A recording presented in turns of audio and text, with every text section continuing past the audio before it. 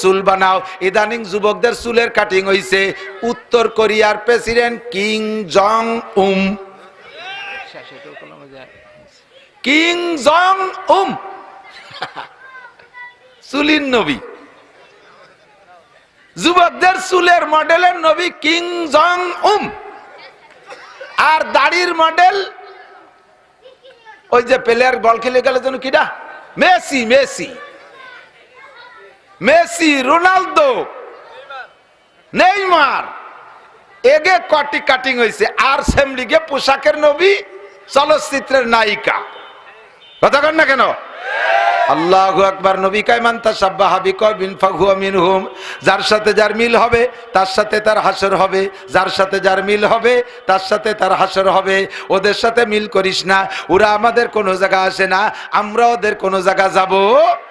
আরে দোস্ত, এই বাংলাদেশের নামে মাত্র মুসলমান যারা, আমার শুধুমাত্র এদিক তাকান, বর্তমানে আহলে হাদিস নামে যারা আছে বাংলাদেশে, তারা সবাই ইসরায়েলের পক্ষ নেছে।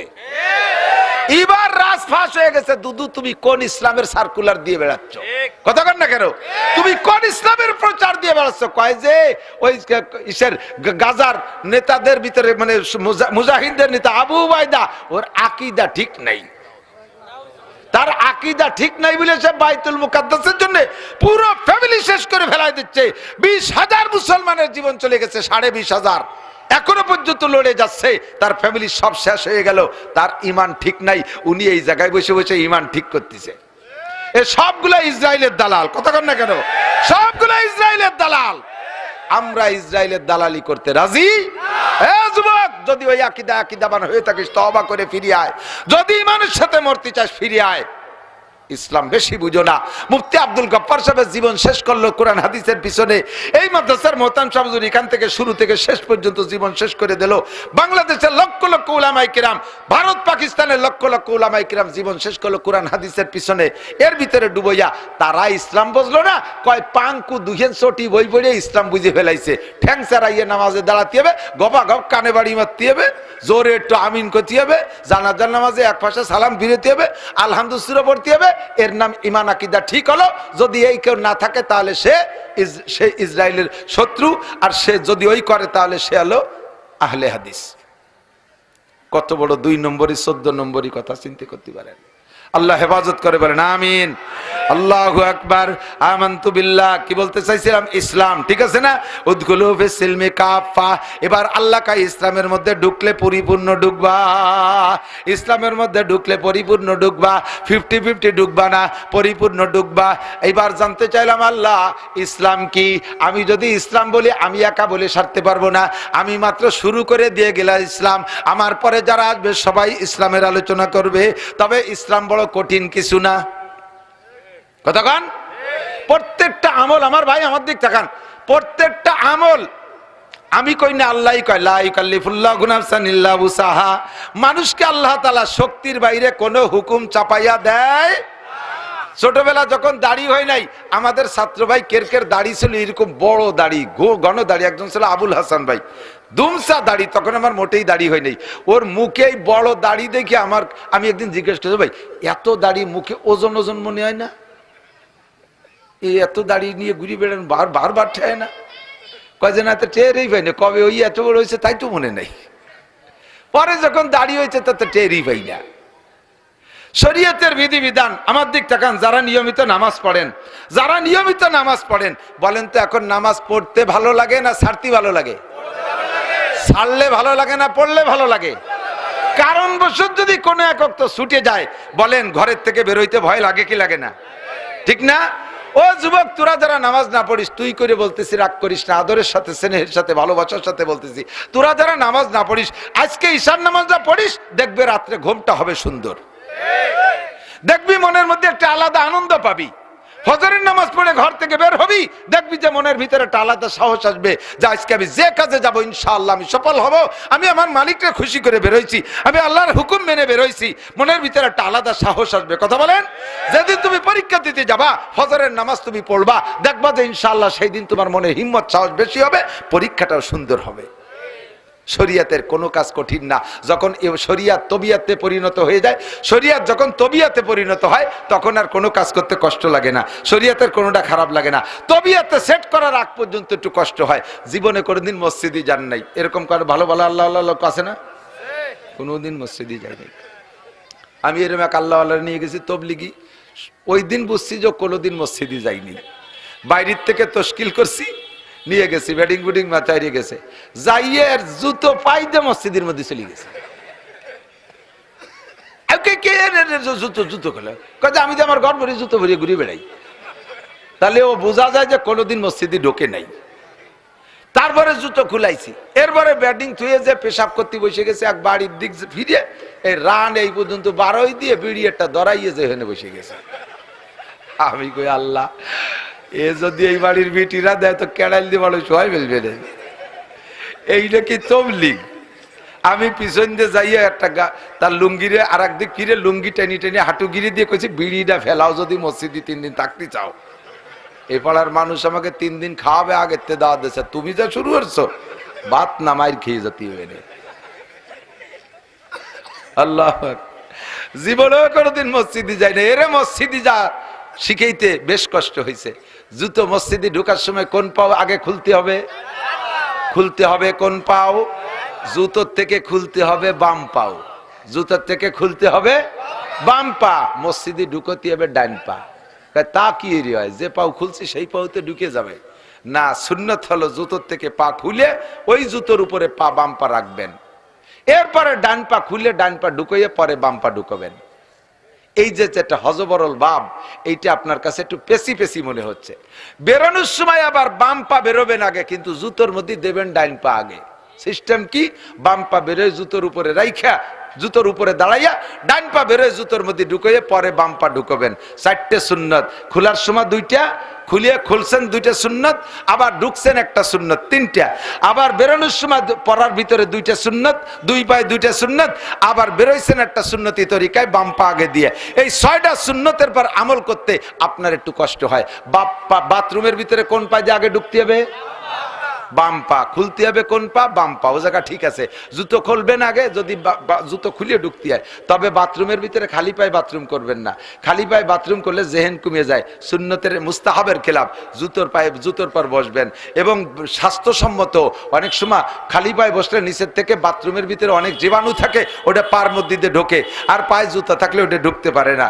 বাম পা আগে খুলবেন, ঢুকাবেন বাম পা, এরপরে ডাইন পা। বেরোনোর সময় আবার ডাইন পা বেরোবেন আগে, ডাইন পা বেরোয় জুতোর মধ্যে ঢুকবেন, বাম পা পরে বেরোয় জুতোর মধ্যে ঢুকবেন। 4টে সুন্নত হলো। বাইরে থাকতে একটা দোয়া পড়বেন, আল্লাহুম্মা ইন্নী আউযু বিকা মিনাল খুবুসি ওয়াল খাবায়েস। বাইরে বেরোয় এসে দোয়া।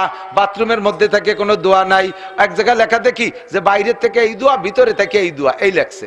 বাইরে ঘরে বাথরুমের ভিতরে থেকে কোনো দোয়া নাই। বাইরে বেরোয় এসে দোয়া পড়বেন, গুফরানাকা আলহামদুলিল্লাহ ইল্লাযী আযহাবা আনিল আযা ওয়া আফানি।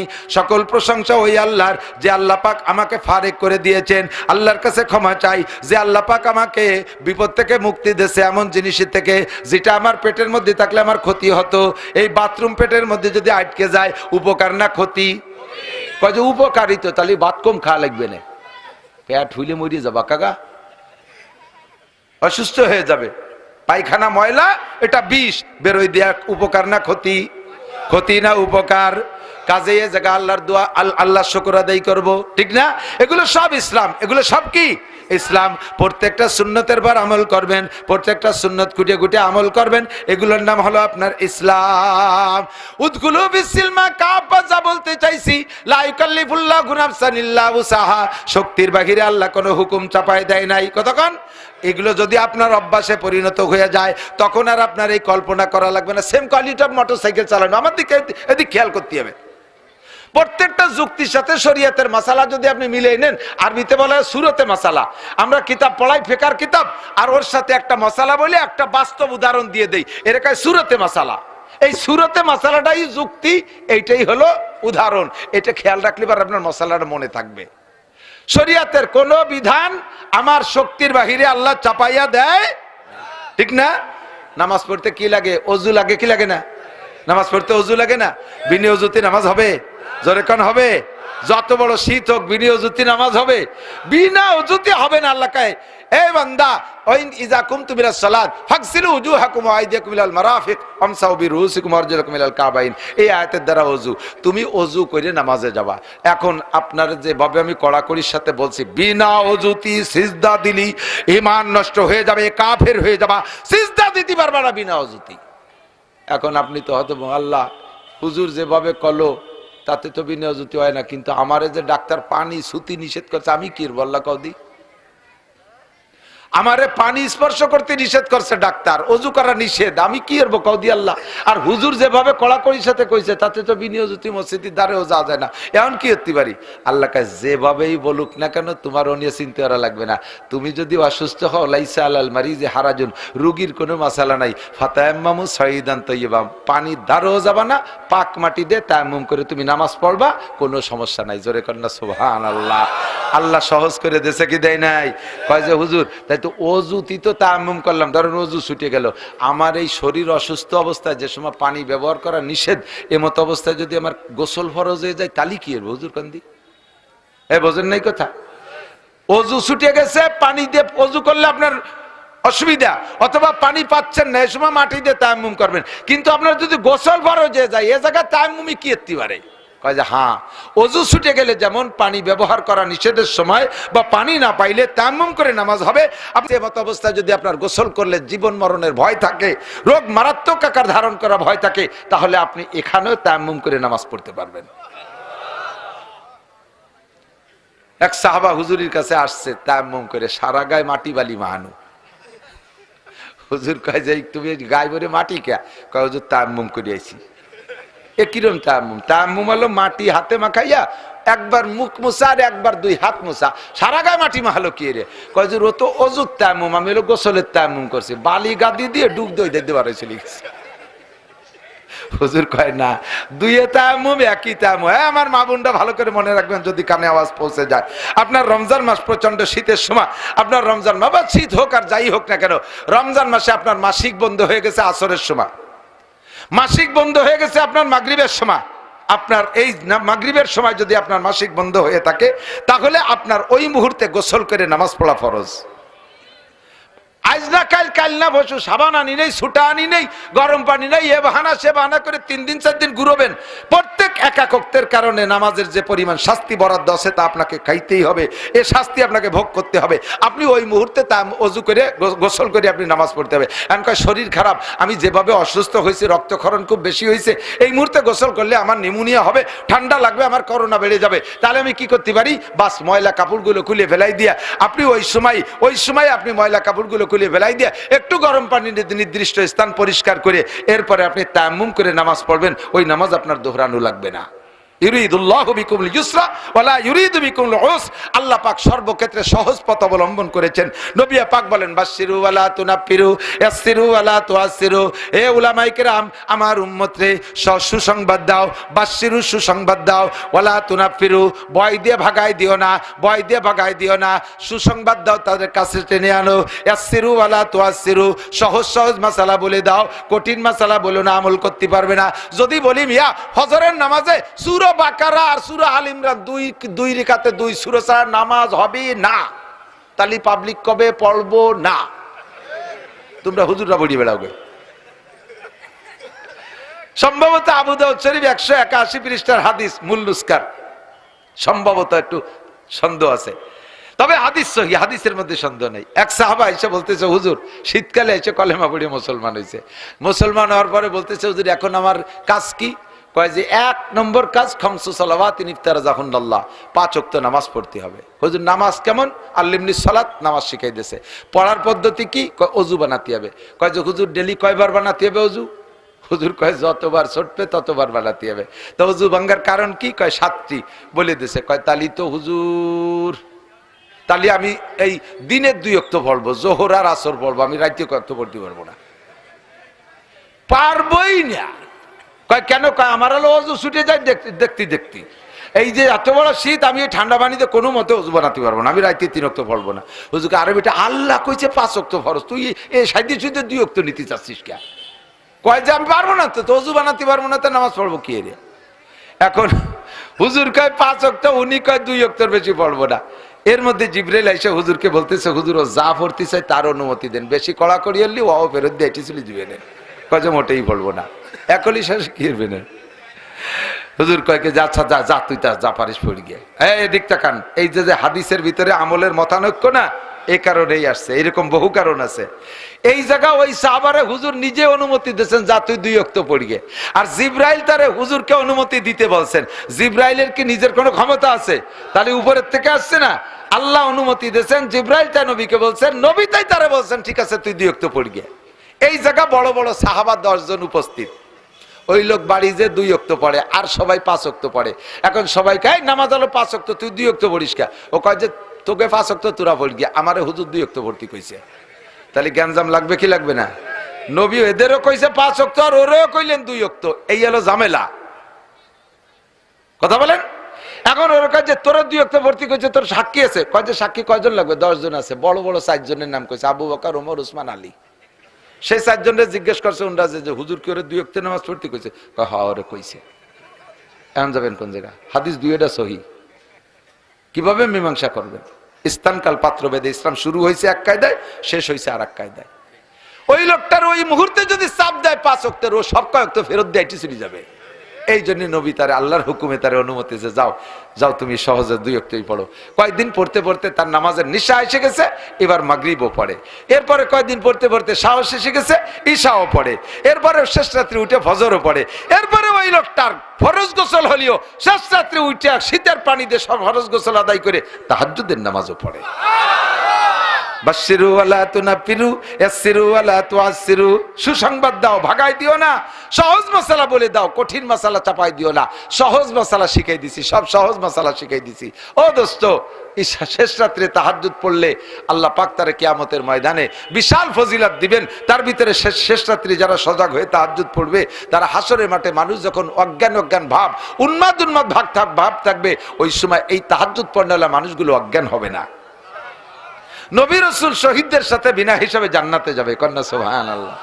এখন শেষ রাত্রি কয়জনে উঠতে পারবো? দিন বইরে পিএস লাগাইয়ে, এরপরে শুলি রে হুজুর জুড়া ফোড়া সব ছাড়িয়ে দেয়, জয়েন্ট পয়েন্ট আলাদা হয়ে যায়। আর তার জন্য টাইনি টুনি ফজরটা পড়তে পারি নাকি, তাই আল্লাহ বিল্লিয়ারের আমাকে আল্লাহ বিল্লিয়ারের দায়িত্ব দিয়ে দিচ্ছে। এই কষ্ট করে দিন বইরে পিএস লাগাইয়া পাট কাটিয়ে শেষে আর তাহাজ্জুদ আসে না। ঈশা কোনো মতে পড়ি, টাইনি টুনি ফজর পড়ি, তাহাজ্জুদ ওই টাইমে হবে না। কি উপায়? আমাদের উপায় কি? আমরা কিভাবে শেষ আখেরাতে হাসরের মাঠে ওই ফজিলত নিতে পারি? নবী পাক বলেন সহজ মাসালা শিখাই দাও নাসির, সহজ মাসালা শিখাই দাও। ঈশার 4 রাকাত ফরজ, এরপরে 2 রাকাত সুন্নাত পড়ার পরে বেতেরের আগে তুমি তাহাজ্জুদের নিয়তে পারলে 12 রাকাত, না হয় 10 রাকাত, না হয় 8 রাকাত, না পারো 6 রাকাত, না পারো 4 রাকাত, সর্বনিম্ন 2 রাকাত নামাজও যদি তুমি তাহাজ্জুদের নিয়তে পড়া এরপরে বেতের পড়ে শুয়ে থাকো, নিয়ত রাখো শেষ রাতে উঠতে পারলে আবারও পড়বো। আর যদি তাতে কোনোদিনও পড়তে না পারো আর ওই নিয়মেই তাহাজ্জুদ পড়ো, তাতেও তোমাকে আল্লাহ তাআলা তাহাজ্জুদের পূর্ণ ফজিলত দান করবে। ইউরিদুল্লাহু বিকুমুল ইউসরা ওয়া লা ইউরিদু বিকুমুল উসরা লা ইউকাল্লিফুল্লাহু নাফসান ইল্লা উসাহা। কত ছাড় দেব কোন, আর তোর জায়গা নাই। কত সুন্দর ব্যবস্থা। এরপরে এদিক তাকান, মান কারা ইউরিদু হারসাল আখিরা নাজিদ লাহু ফি হারসিহি। যে ব্যক্তি আখিরাতের ক্ষেত চাষ করে, আল্লাহ তার চাষের চাইতে ফসল বেশি দেয়। চাষ করবা যতটুক ফসল পাবা বেশি। জোরে কর না সুবহানাল্লাহ। সিস্টেম কেমন? 1 ওয়াক্ত নামাজ জামাতে পড়বেন। 1 ওয়াক্ত নামাজ যদি আপনি জামে মসজিদে ইমামের পিছনে পড়েন, 1 ওয়াক্তের বিনিময়ে আপনাকে 527 ওয়াক্তের সওয়াব দেওয়া হয়। আবার ওই নামাজটা পড়ার জন্য যে ওযু বানাবেন, ওযুর সময় যদি মেসাক দিয়ে একটু ডলা মারেন, মেসাক দিয়ে একটু ডলা মারেন, 3টে, এই ডাইন পাশ থেকে বাম দিক আছে মেসাক আছে পকেটে। আমার খান চাপাতে যাবাতে অর্ধেক হয়ে গেছে, ছেলে এত বড় 1 বিঘে। 3টে ডলা মারবেন। এই ওযুর কারণে, এই মেসাকের কারণে ওযুর দাম এ সহ নামাজের দাম 70 গুণ বেড়ে যাবে। মান কানা ইউরিদু হারসাল আখিরা নাজিদ লাহু ফি হারসি। অল্প ইবাদতে মোটা মোটা নেকি পেয়ে যাবেন। আর সব জায়গায় সহজ, কঠিন কোন জায়গা নাই। কত রাইতে গেছে। আল্লাহ সহজ হয়েছে কি হয় নাই? কথা বলেন। আল্লাহ পাক বলেন ফামান শাহিদা মিনকুমুশ শাহরা ফালইয়াসুম।